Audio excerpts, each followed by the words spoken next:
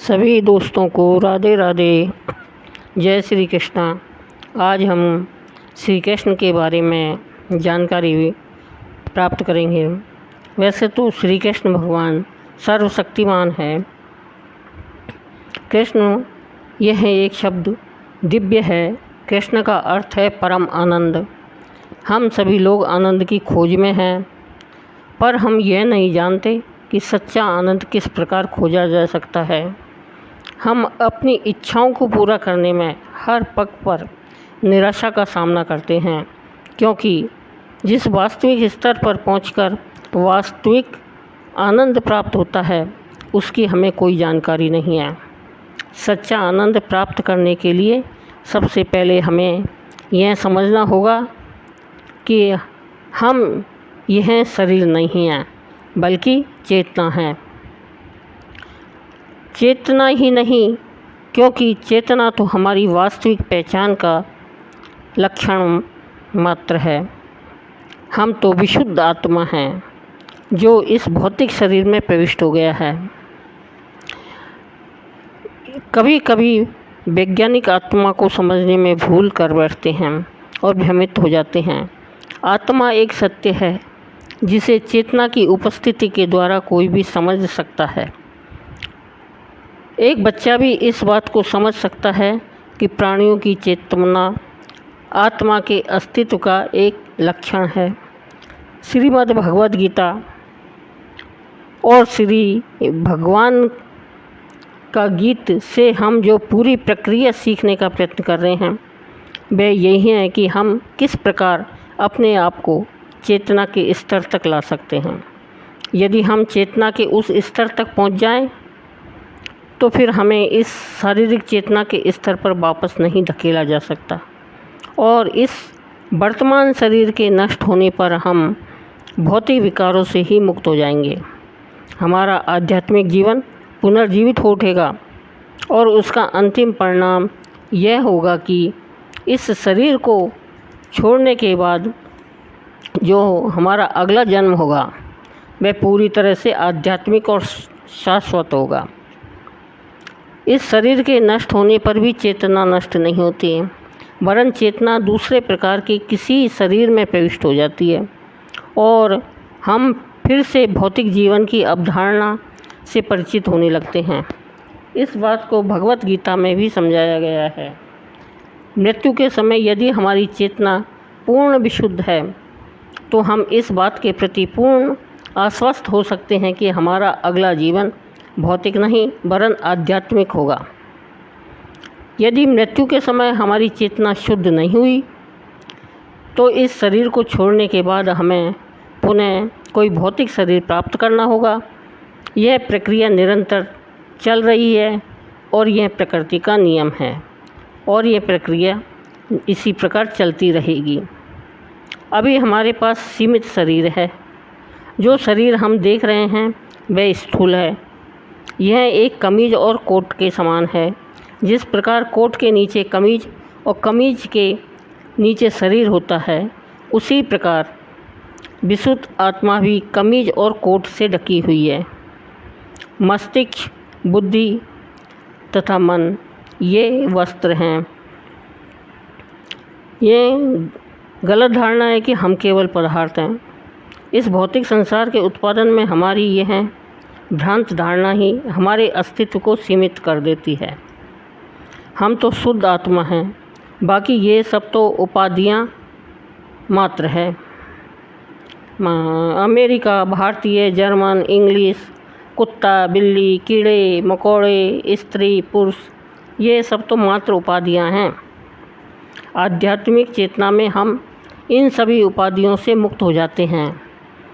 यह मुक्ति तब प्राप्त होती है जब हम निरंतर उस परमात्मा श्री कृष्ण के संपर्क में रहते हैं। श्री कृष्ण हमारे अनन्य साथी बन सकते हैं क्योंकि वे सर्वशक्तिमान हैं। इसलिए अपने शब्दों के माध्यम से वे हमसे पूर्ण सानिध्य बनाए रख सकते हैं। उनके शब्द तथा वे स्वयं भिन्न नहीं हैं। इसी को सर्वशक्तिमान कहते हैं।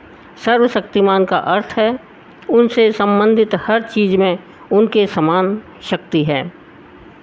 उदाहरण के लिए, इस भौतिक जगत में यदि हम प्यासे हैं और हमें पानी चाहिए तो केवल पानी पानी दोहराने से हमारी प्यास नहीं बुझेगी, क्योंकि यह शब्द वास्तविक पानी के समान शक्तिमान नहीं है। हमें असली रूप में पानी चाहिए, तभी हमारी प्यास बुझेगी।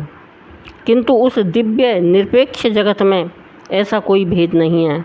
श्री कृष्ण का नाम, श्री कृष्ण के गुण और श्री कृष्ण का शब्द, ये सभी श्री कृष्ण हैं और एक साथ संतोष प्रदान करते हैं।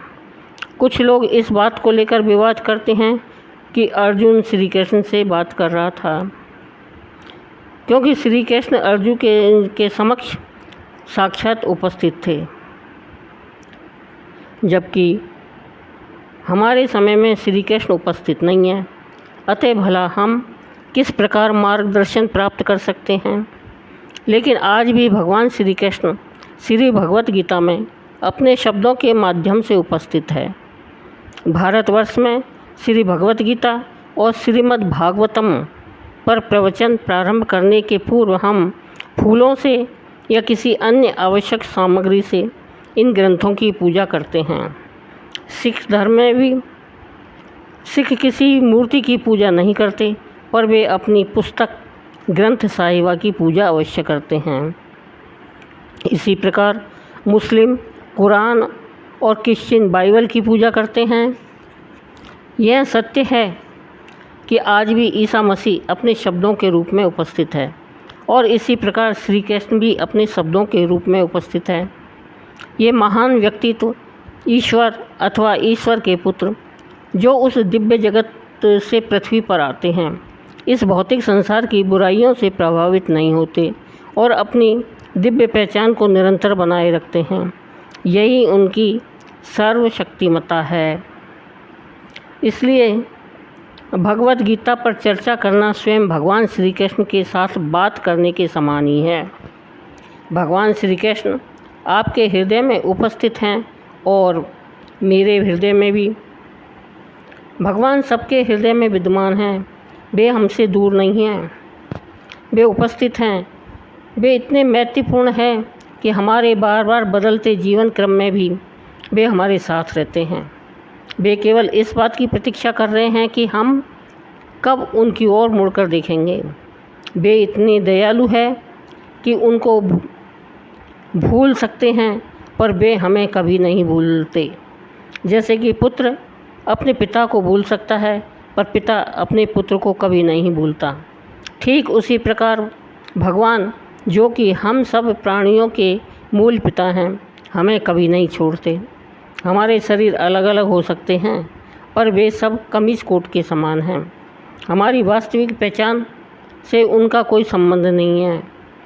हमारी सही पहचान यह है कि हम सब शुद्ध आत्मा हैं और यह आत्मा उस परमात्मा का ही एक अंश है। इस चराचर जगत में जीवों की 84 लाख योनियां हैं और प्रमाणिक शास्त्रों से हमें इस बात की जानकारी मिलती है कि इन योनियों में से 4 लाख योनियां मनुष्यों की है और 80 लाख अन्य योनियां हैं। भगवान श्री कृष्ण यह दावा करते हैं कि इन योनियों में जन्म लेने वाले सभी जीव, चाहे वे जानवर हो, सांप हो, मनुष्य हो या देवता हो या कुछ और हो, वे सभी वास्तव में उनके पुत्र हैं। पिता बीज प्रदान करता है और माता इसे ग्रहण करती है। माँ के शरीर अनुसार नवीन शरीर का निर्माण होता है। जब शरीर का निर्माण पूरी तरह से हो जाता है तो वह माँ के शरीर से बाहर आ जाता है, चाहे बिल्ली से, कुत्ते से अथवा मनुष्य से। पीढ़ियों का यही क्रम है। पिता बीज प्रदान करता है और वह 2 प्रकार के तत्वों से मिलकर माँ के गर्भ में जाता है और पहली रात शरीर मटर के दाने के आकार में निर्मित हो जाता है और फिर धीरे धीरे उसका विकास होता है और शरीर में 9 छिद्र हैं जो विकसित होते हैं। 2 कान, 2 आँखें, नाक, मुंह, नाभि, लिंग और मलद्वार। जीव यह शरीर अपने पूर्व कर्मों के आधार पर ही सुख भोगने के लिए या कष्ट भोगने के लिए प्राप्त करता है। जीवन और मृत्यु का यही क्रम है। इस जीवन की समाप्ति पर जीव मर जाता है और फिर किसी माँ के गर्भाशय में प्रविष्ट हो जाता है। तब फिर एक नई योनि का शरीर बाहर आता है। यही पुनर्जन्म का क्रम है। हमें चाहिए कि हम खूब भजन करें ताकि जन्म, मृत्यु और योनि परिवर्तन के इस चक्र से मुक्त हो सकें। मानव जीवन को ही यह परम अधिकार प्राप्त है और जीवन और मृत्यु से उत्पन्न योनियों के इस निरंतर परिवर्तन को हम रोक सकते हैं। हम दोबारा अपने वास्तविक आत्मिक स्वरूप को प्राप्त करके आनंद और पूर्ण ज्ञान से भरा शाश्वत जीवन जी सकते हैं।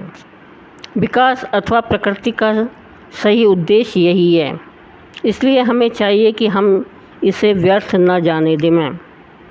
जैसे ही हम श्री भगवान के पवित्र नामों का उच्चारण और श्रवण आरंभ करते हैं, वैसे ही हमारे लिए मुक्ति के द्वार खुलने लगते हैं। भगवान के इन पवित्र नामों का कीर्तन करते हैं। हरे कृष्ण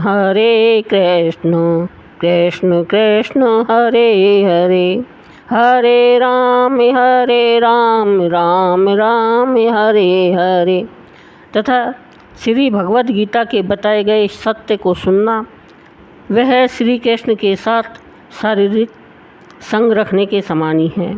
इस बात को गीता में स्पष्ट रूप से बताया गया है। यह प्रक्रिया कीर्तन कहलाती है। यदि कोई व्यक्ति इन नामों का अर्थ या भाषा न भी समझे तो भी इनको सुनने मात्र से ही वह थोड़ा धार्मिक हो जाता है। इसमें इतनी शक्ति है कि उसका जीवन पवित्र होने लगता है, भले ही वह उसका अर्थ न समझता हो। श्री कृष्ण से संबंधित दो प्रमुख ग्रंथ उपलब्ध हैं। एक ग्रंथ का नाम है श्रीमद् भगवद गीता, जो कि स्वयं भगवान श्री कृष्ण के द्वारा बोली गई है, और दूसरा ग्रंथ है श्रीमद् भागवतम, जिसमें भगवान श्री कृष्ण के बारे में कहा गया है। इस तरह दो प्रकार की कृष्ण कथाएं उपलब्ध है और दोनों ही भगवान श्री कृष्ण से संबंधित होने के कारण समान रूप से शक्तिशाली और प्रभावशाली है। श्री भगवान की सर्वशक्तिमत्ता का उल्लेख श्रीमद् भागवतम में भी मिलता है। कई कृष्ण कथाएं उपलब्ध है। वैदिक साहित्य इन कथाओं से भरा हुआ है। वेद का अर्थ ही यह है कि वे कृष्ण कथा हैं। यद्यपि वेद और दूसरे शास्त्रों को देखने से लगता है कि वे कृष्ण कथा नहीं बल्कि कुछ और है, लेकिन वास्तव में वेदों के सहित हमारे सभी शास्त्रों की रचना केवल कृष्ण कथा के ही लिए हुई है। अनेक जन्मों की इस प्रक्रिया के दौरान भौतिक दूषण के कारण हमारे हृदय में कई अपवित्र चीज़ें जमा हो गई है। अनेकों जन्मों से सिर्फ इस जन्म में ही नहीं अपितु पूर्व जन्मों के फलस्वरूप भी ऐसा हो रहा है। पर अगर हम कृष्ण कथा सुनेंगे तो हमारे हृदय में एकत्रित गंदगी स्वतः ही धुल जाएगी और हमारा हृदय सभी दूषणों से शुद्ध हो जाएगा। और ज्यों ही जीव भौतिक गंदगी से मुक्त हो जाएगा, त्यों ही हम शुद्ध आत्मचेतना की स्थिति को प्राप्त हो जाएंगे। हमारे साथ जुड़ी झूठी सांसारिक उपाधियों से भी मुक्त हो पाना बहुत कठिन है। उदाहरण के लिए, मैं भारतीय हूँ। मेरे लिए एकदम से यह सोच पाना आसान नहीं है कि मैं भारतीय नहीं हूँ, बल्कि एक पवित्र आत्मा हूँ। उसी तरह किसी भी व्यक्ति के लिए इन शारीरिक उपाधियों की पहचान से मुक्त होना कोई आसान चीज़ नहीं है। फिर भी यदि हम निरंतर कृष्ण कथा सुनना जारी रखेंगे तो यह बहुत आसान हो जाएगा। यदि आप चाहें तो भौतिक प्रकृति हैं, प्रयोग करने पर ही आप देख सकेंगे की होती है कि कृष्ण कथा सुनने में आप इन सभी उपाधियों से कितने आसानी से मुक्त हो गए हैं। एकदम से मस्तिष्क में जमा कूड़ा करकट को निकाल फेंकना संभव नहीं है। फिर भी हम इस बात को स्पष्ट रूप से अनुभव करने लगेंगे कि भौतिक प्रकृति का प्रभाव कम होने लगा है। और कृष्ण कथा सुनने में मन अधिक लगने लगा है और हमें संसार में भी मोह बहुत कम हो गया है। इस प्रकार हम वास्तविक अनुभव करने लग जाएंगे।